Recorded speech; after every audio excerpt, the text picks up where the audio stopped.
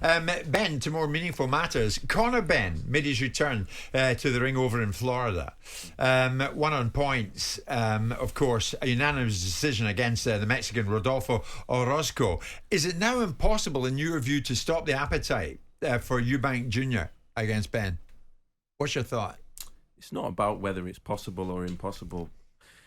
The fact is, he's still subject to an investigation onto 2 failed drugs tests, and it's still outstanding, and jurisdiction isn't an excuse, and so until it's dealt with, I've got nothing against Conor Benn. I think he's appears to be a great guy and appears to be an exciting fighter, but unless this has been dealt with, then I don't even understand why we're even talking about him getting in the ring. If you were his promoter, I'm not putting words in your mouth, but would you be guiding him back into the ring at this stage? It's nothing to do with the promoter when the fighter gets back in the ring. And this is the biggest problem. It should be to do with UKAD and the board. Nothing to do with the promoters. The promoters shouldn't have any say whatsoever as to whether this guy gets in the ring or not. So Eddie Hearn in this instance is blameless completely.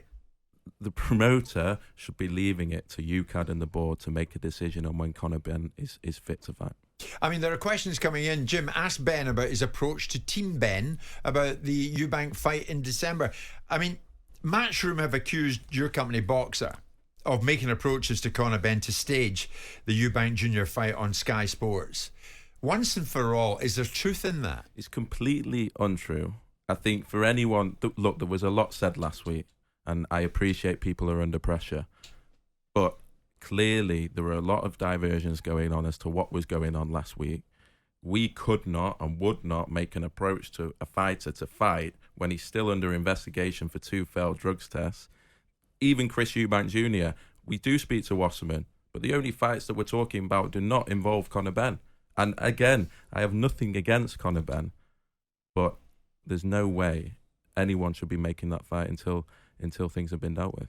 And you still say at the moment, the picture is still unclear.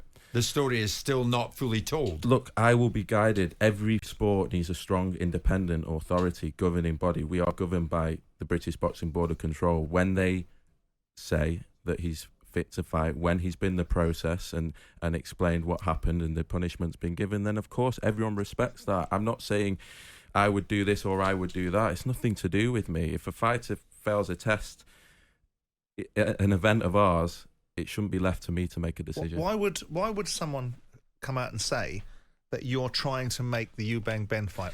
Because it's quite obvious, isn't it? I mean, things were accused at the board at the time, but also to us. I think it's almost a diversion tactic to bring everyone down with it. Diversion from what? Diversion from the fact that almost to say, oh, other promoters would do this. Other promoters would do that. Well, they're being specific about you. They're not saying Frank Warren and Queensberry is trying to make a fight with Conor Benn. They're saying Boxer has approached Chris Eubank and Conor Benn to make this fight, which seems like quite a significant accusation and one that I wouldn't be too comfortable with if I was you. I had another significant accusation earlier in the year, which was I knew about an Amir Khan drugs test when he got in the ring with, or soon after he got in the ring with Kell Brook.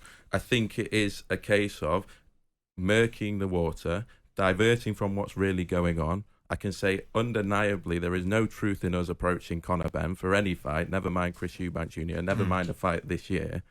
And again, it's another thing that we have to deal with. We have to deal with these things. We've had to deal with these things all year. We've had to deal with things being thrown at us all year, whether serious or unserious, a lot of untruths. And that's something that, as a young promoter coming into the sport, trying to make a difference, you have to put up with. It's not always easy, it's not always nice, but as I say, that's completely untrue. And I think to say that on the same day that Conor Benn's being announced on Saturday night, I think says it all. You just said there that you speak to Wasserman, you speak to Kalle Sauerland. Do you have any line of communication with Matchroom and Eddie Hearn? Not really. Look, we work with Queensberry, we work with Top Rank, we work with Wasserman, we work with Mick Hennessy. We clearly are actively trying to make promoters work together. It has been difficult. I used to speak to Frank Smith. It seems, as I say, this year there's been an intention to create a divide, to not work with other promoters, and I don't think it's great for the sport. I'm not going to sit here and cry about it. It is what it is. But yeah, with Matchroom, I say out of all the promoters, the communication lines are the most difficult. So it seems to me they've kind of isolated themselves and are happy to do so. Matchroom, nobody speaks to them. Look, I think you'd have to speak to them. I think ultimately, going forward, we'd love to sit down. We want to avoid show clashes. We want to make the biggest fights possible. We want to, when Eubank Smith was made on September the 2nd, I had to speak to George Warren. He moved Joyce Zhang off that date so that we didn't clash, and we had 2 big nights in British boxing because of that. It doesn't make sense.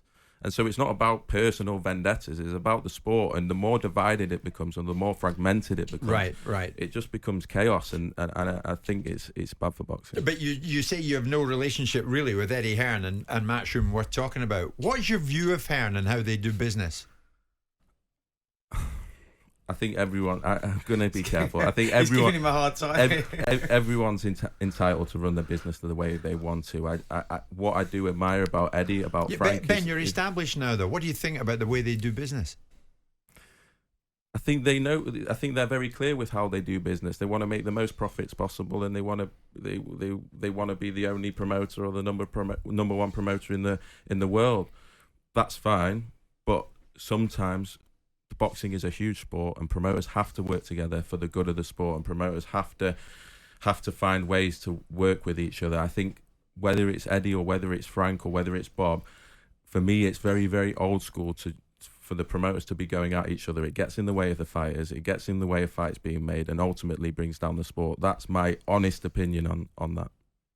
Do they have your respect? Of course they have my respect. They've worked extremely hard to create a very, very big business in a sport that I love. You know, of course they do. What Barry Hearn did from absolutely nothing is an inspiration for myself as well, and that's what we've had to do the past few years. So of course I have a lot of respect for Matchroom, as I do the other promoters. They have to work very hard, and they have to put a lot into what they do. As and when it comes about, Ben, Conor Benn Eubank Jr., would you watch it? Would I watch it? I watch most boxing. I'm a boxing fan. I would like to watch big fights. I would like to watch that fight. I would like, as a boxing fan also, for us to have a strong authority on drugs testing that needs to go through a due process, and that's the only thing. Otherwise, of course. Ben, terrific. Thank you so much for being here. We are looking forward to this weekend, of course. Caroline Dubois in action, and of course this terrific fight that is on the horizon, Josh Buatsi against Dan Aziz in the O2 in London. Thanks for stopping by. You're going nowhere. You're staying, Spencer Oliver.